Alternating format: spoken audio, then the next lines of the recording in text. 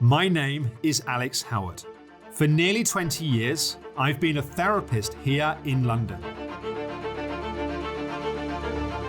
I am deeply passionate about helping people make real, positive change in their lives. Having been through therapy myself at different stages of my own life, I know how transformative it can be. That's why I started In Therapy, a series that follows the stories of brave participants as they go on therapeutic journeys with me. Join us as we go behind the scenes, as people grapple with issues like depression, anxiety, and chronic illness, and join my mission to break the stigma around mental health and asking for help. This is In Therapy with me, Alex Howard.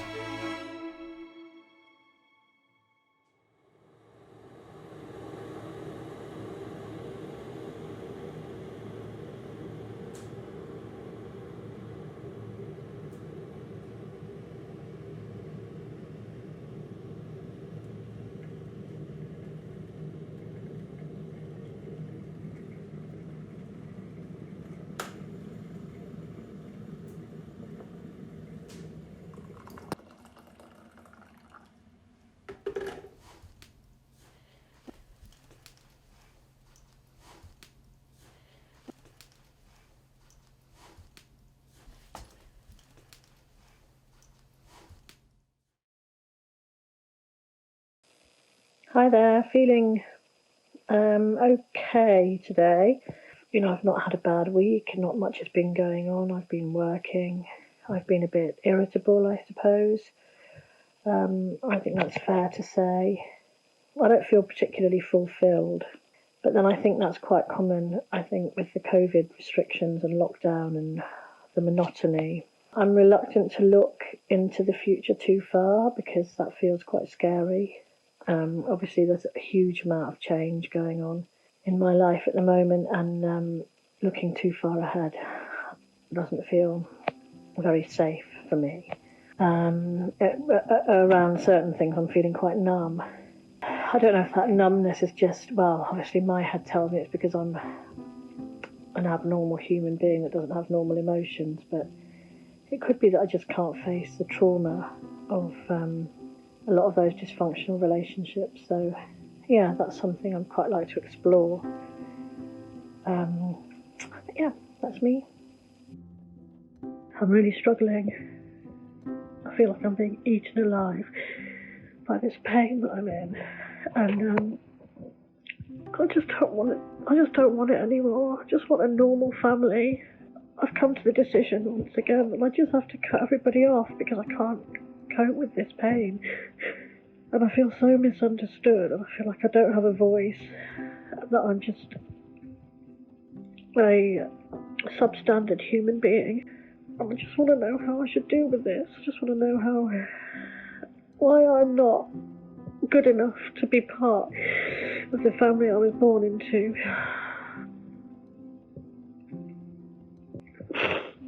That's really killing me.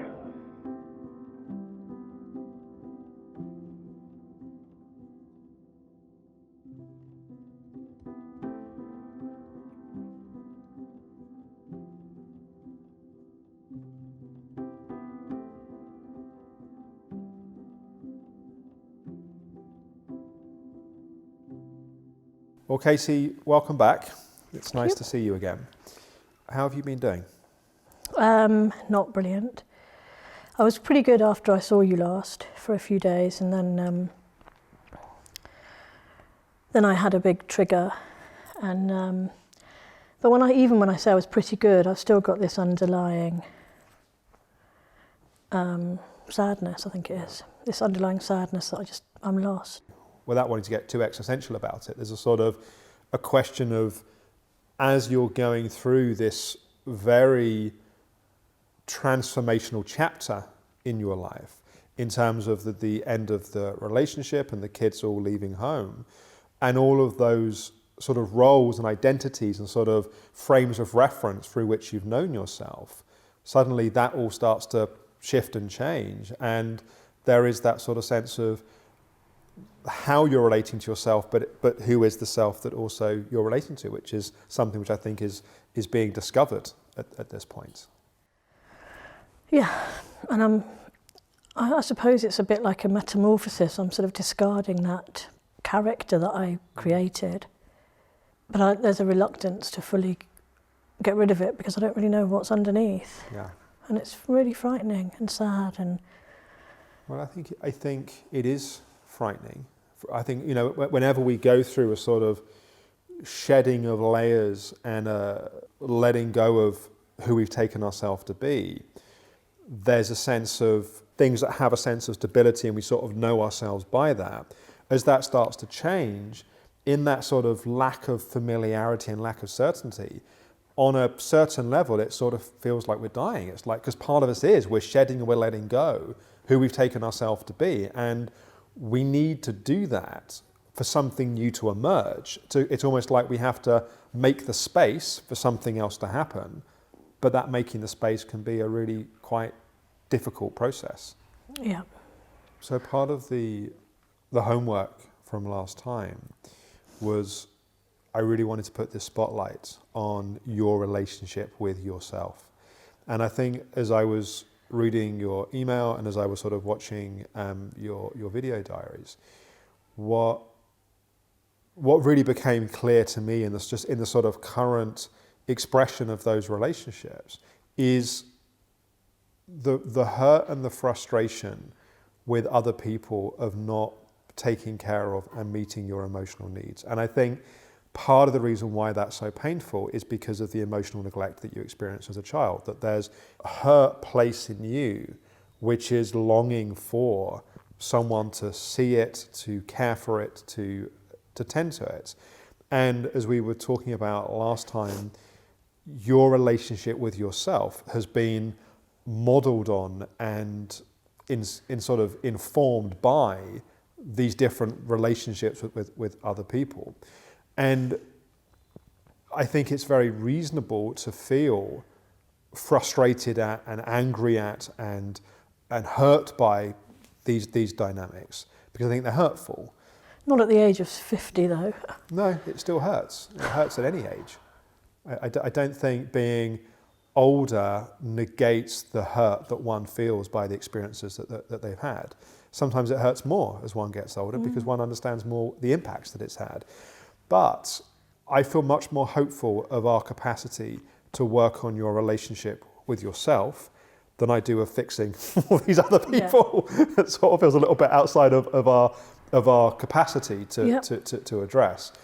And changing your relationship with yourself doesn't necessarily result in changing those dynamics, but it does have the potential to change how you are impacted by those dynamics and where you put those boundaries and how you feel about the boundaries within those dynamics.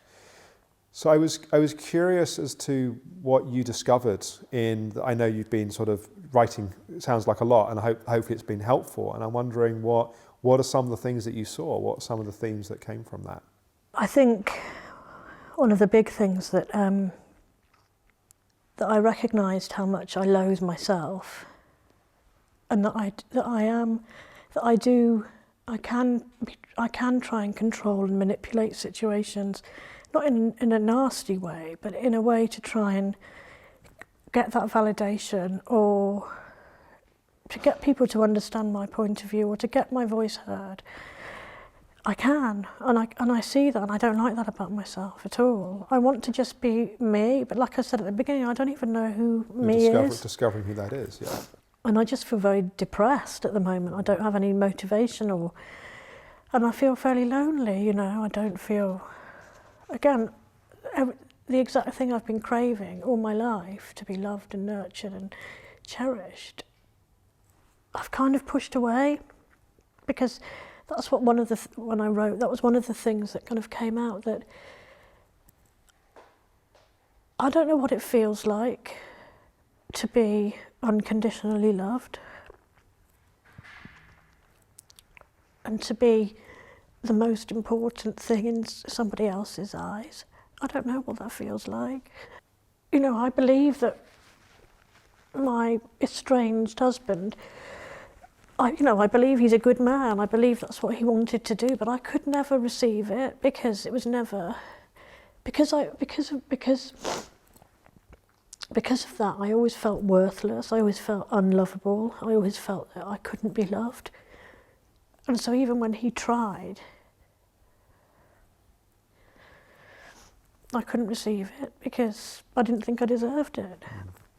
So you would have had barriers and defences up against And that's it. what he's always said. That's what he's always said to me. So there's been a really big sadness about my marriage. This week he sent me a letter saying, was I sure? This is definitely what I wanted. And that he accepted, because up until now he's never accepted any part in the breakdown of the marriage, and I'm just so fed up of being blamed by everybody for everything. I know that I've got issues. I know that but I feel like I do feel like I've achieved quite a lot, considering, I've pretty much been on my own in this world. Sure. And you've also had a familiar role of being scapegoated. Yeah. And so you also, rightly and understandably, have a level of sensitivity towards being scapegoated. Yeah. And when a marriage goes wrong, I don't think one can always say it's 50-50, but there are always two parts, and it's normally pretty close to 50-50. Part of what it sounds like you've been noticing is the different ways you find yourself feeling in different relationships, which is disappointed by people and hurt by people and feeling angry, feeling scapegoated. So that's a sort of common dynamic, it sounds like, which is there in different relationships. I'm wondering what else did you notice? Well, often I feel just totally. I've often through my life, whether I've been feeling up or down or indifferent, I've wondered what the purpose of life is. I've often, I've had this sort of, and then I can even feel it now. People around me sort of rolling their eyes, going, "Oh my God, here she goes again," because I just don't. And I don't know if it relates back to my terrible fear of death or whatever, but I think I've always had this big drive I have to achieve something, I have to do something that's meaningful in this life. And I've always lived life to the absolute full, I've wanted to experience life. I wanted to sort of take on life with both arms and really just live it to its full. But I do,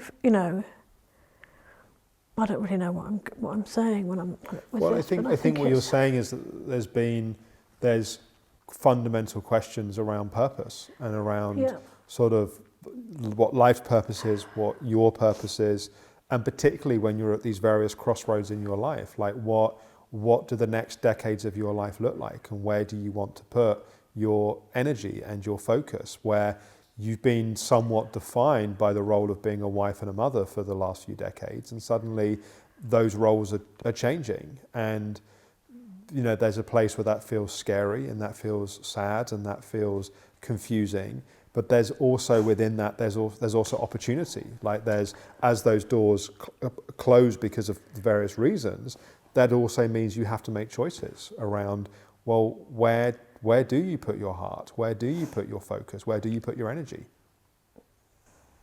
And my career is always something I've defined myself by. If I'm successful, then I've proved something. To who? I don't know. To myself, I suppose. Coming back again to the relationship with yourself, it sounds like there's been quite a lot of inner critic that's also been there, sort of self-judgment, blaming of yourself, beating up of yourself, questioning of yourself. Say a bit about what you notice with that.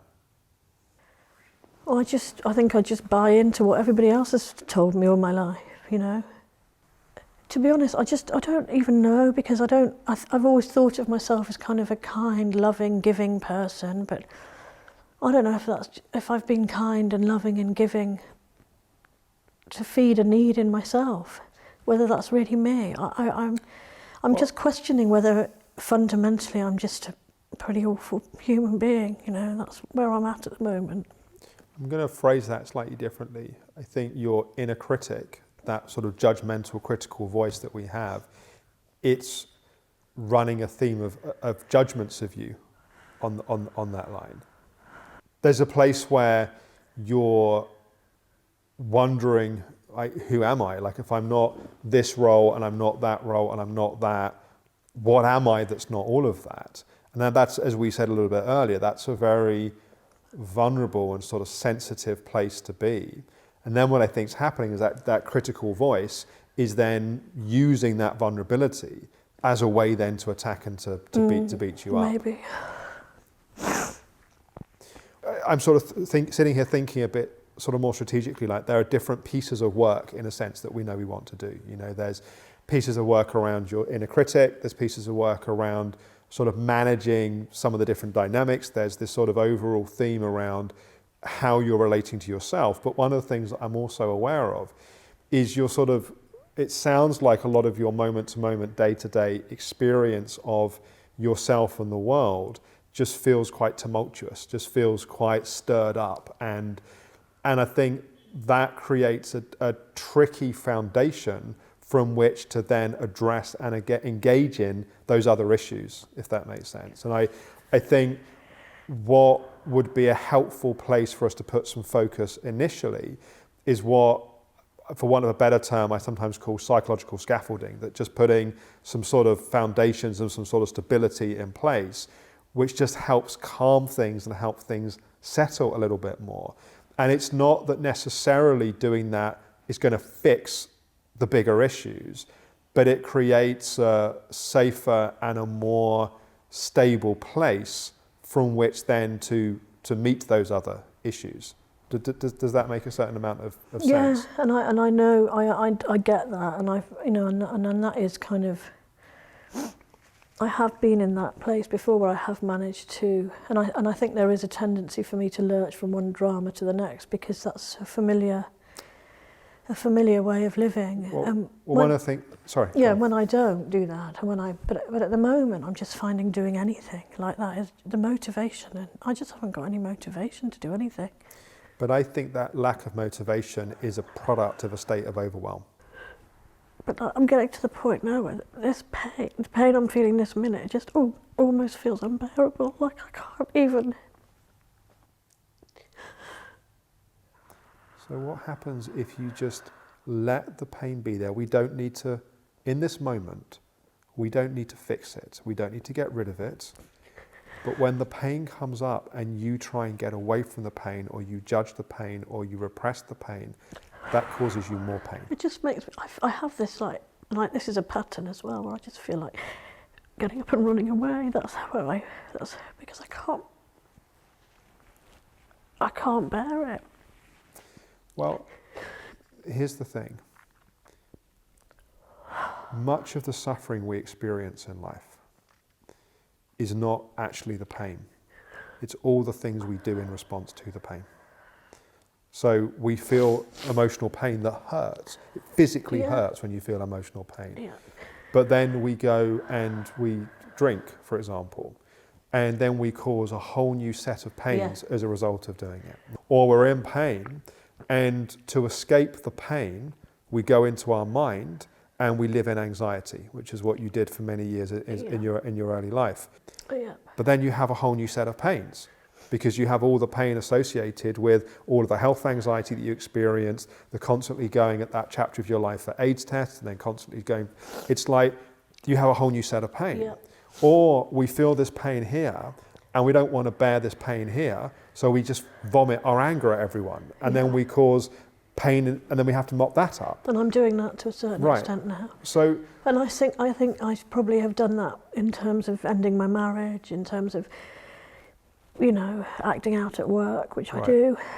So the point that I'm making is this pain that you're experiencing, as much as it hurts, and we will talk about it, and I will help you with strategies to help metabolize it and process it.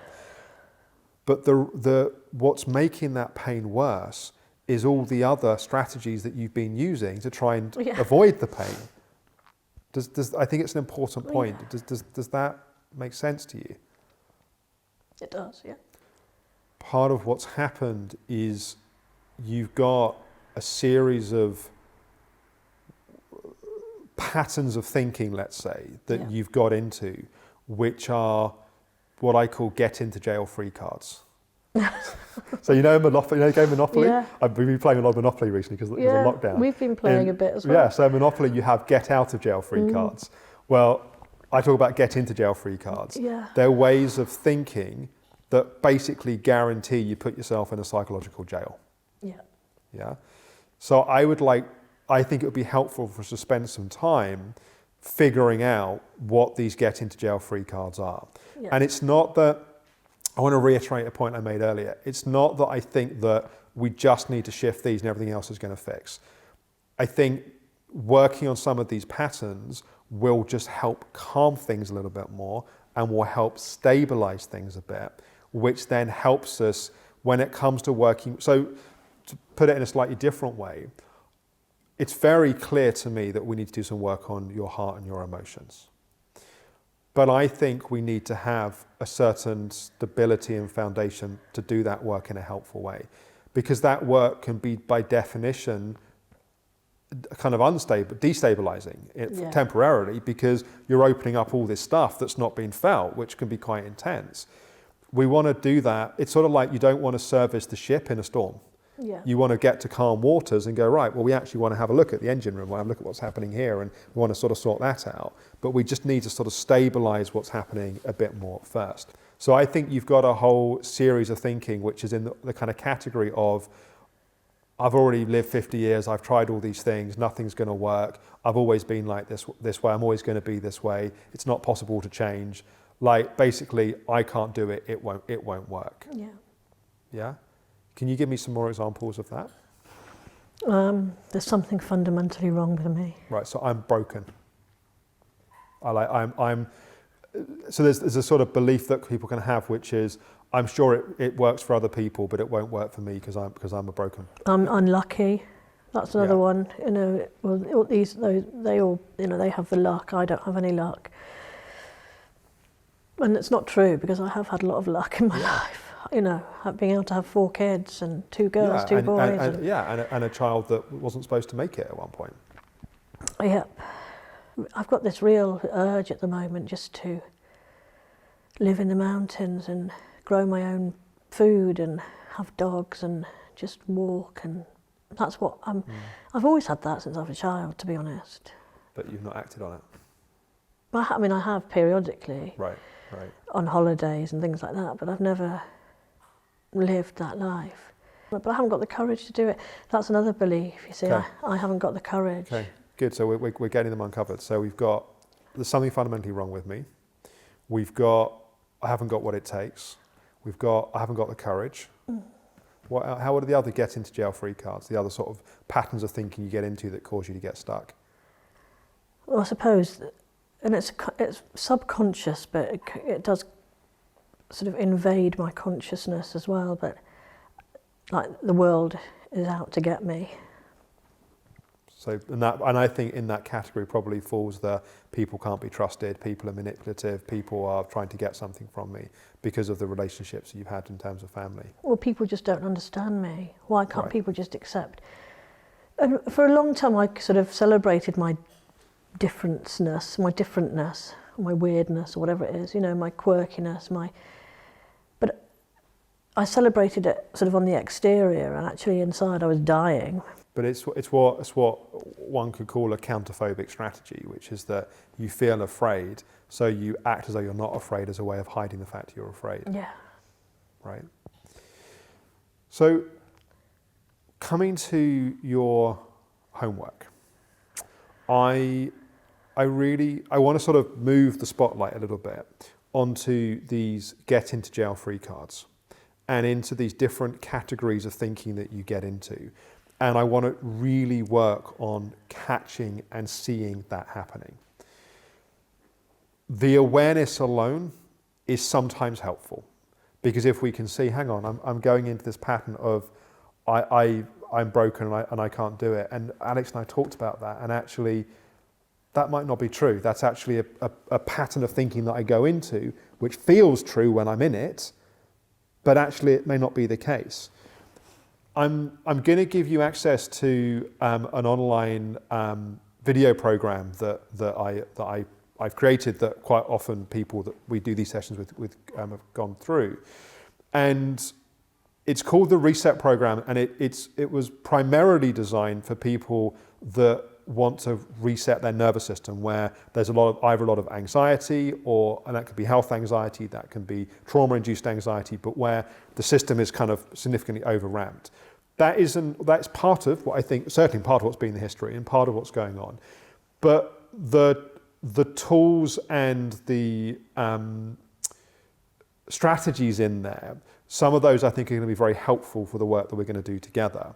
So there might be elements where the teaching is not quite landing on what you're working with, but if you can let that pass, the tools and strategies that are in there. And what it means is, by you going through some of that stuff outside of the sessions that we do, it just means that we can be more productive in the work we do together. Yep. Because rather than me sat here spending 3 hours teaching you something, you can go and watch it, and then we can be talking about it in the sessions.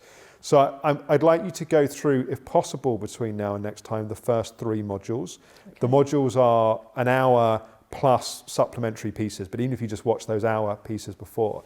And I think what will also be helpful, the first module is all about sort of commitment and motivation, and I think that some of that will be helpful. The second module is about meditation and mindfulness, and I really think it would help to get back to having a daily meditation practice. Yeah. I think it would just help settle things. The third module is, although I don't talk about it in that module because it's an example of the frame's a bit different, the sort of broader conversation around these get into jail free cards. In that module, I talk about sort of patterns of thinking. If you can do those between now and next time, in the next session, what I'd like to come into is I'd like to teach you some practical techniques to actually work to break and sort of shift some of those thought patterns. But I'd like to build the awareness before. And as I said, I put this, probably the next session and maybe even the session afterwards, in this sort of category of let's just calm things down, let's settle things, let's get you in a place where you feel a bit more steady and gentle with yourself, and then use that scaffolding and foundation to then come into some of these other places. Yeah, how does that sound to you? That sounds great. Okay. And I'm really grateful for the help. No, of course, it's my pleasure. I'd like you also to do, like you were doing the sort of the journaling last time, on the get into jail free cards. Okay. So at the end of some point in each day, often in the evening, it's helpful. What get into jail free cards did I use today? It's nothing like I've done before, so I'm hopeful. Yeah. Because sometimes I just hear people say, do this, do that. I think, I've been there, I've done it, and nothing ever bloody changes. But I haven't done this before, so. Good. Any final questions for today? Nope. Okay. I don't think so. Good. Thank you, Katie. I will see you in a couple of weeks. Okay, thank you very much. Hope you enjoyed this week's episode of In Therapy. If you'd like to do some of the homework along with Katie, please do head over to my Instagram. For each week's episode, we do these summary posts that really help you follow along on the journey. And I think this putting in place of fundamentals is just so important. Sometimes people come into therapeutic work wanting to jump sort of straight into the really heavy trauma stuff, but we've got to build the stability, the foundations, the support to really help us in doing that. Speaking of which, in next week's episode, we're going to be catching up with Hannah.